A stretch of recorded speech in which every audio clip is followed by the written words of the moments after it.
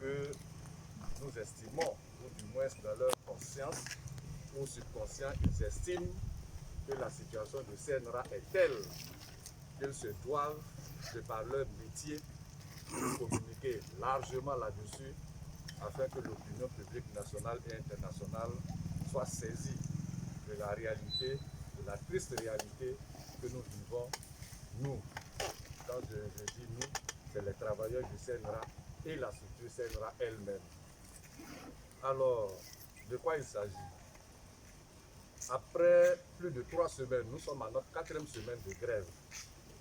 Et devant la non-satisfaction des revendications des travailleurs du CNRA, M. le DG menace d'une mise en chômage technique à compter de ce lundi 10 août et de la retenue des 12 jours sur les salaires du mois d'août.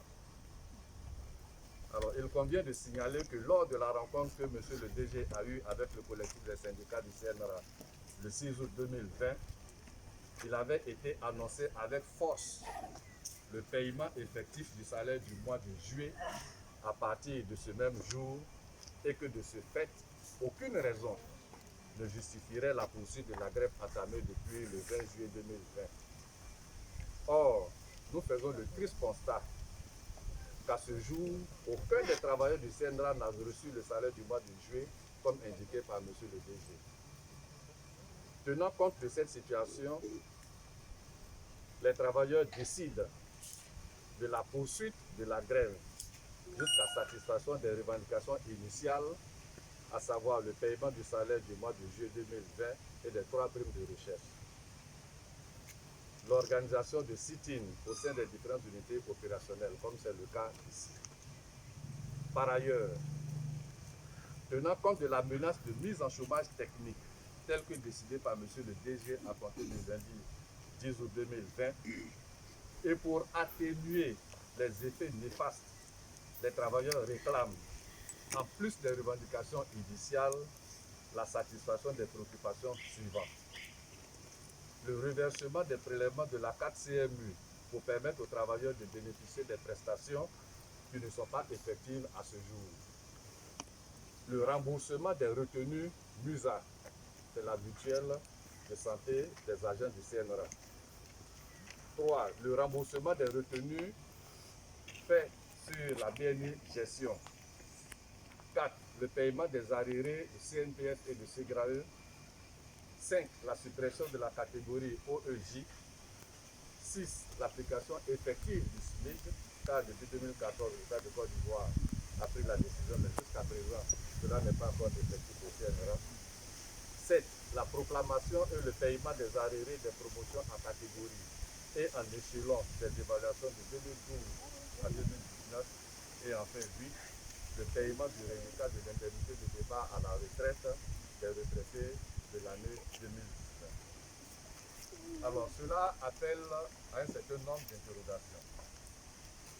Comment comprendre qu'une structure qui reçoit une subvention de 300 millions de l'État de Côte d'Ivoire n'arrive pas à couvrir ses charges salariales?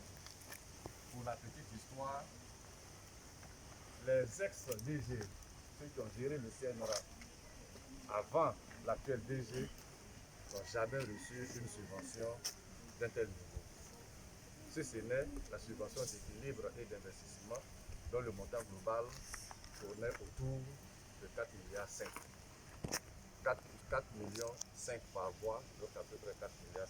Alors qu'à ce jour, le DG du CNRA reçoit 300 millions par mois, c'est-à-dire une subvention d'à peu près 5 milliards que l'État de Côte d'Ivoire a accédé à cette requête-là après la signature ou la communication au Conseil des ministres du 30 mai 2018. Alors, comment comprendre que la même structure, dont les capacités lui permettaient de couvrir ses charges salariales et le fonctionnement auparavant, sans subvention de l'État, n'arrive plus à faire face aux mêmes charges avec la subvention de l'État? Comment comprendre qu'une structure dont la valorisation de nombreux acquis contribue à hauteur de 30% au PIB national soit dans une telle situation d'abandon et de négligence de la part de nos autorités, et cela depuis de longues années? Mesdames et messieurs de la presse, voilà le triste sort auquel sont abandonnés les travailleurs du CNRA, structure leader de la recherche agronomique à Côte d'Ivoire depuis bientôt un mois de grève. Donc c'est cette situation, chers frères et camarades journalistes, que nous décrions à travers la conférence de presse de Sydney. J'en ai fini et nous nous soumettons à vos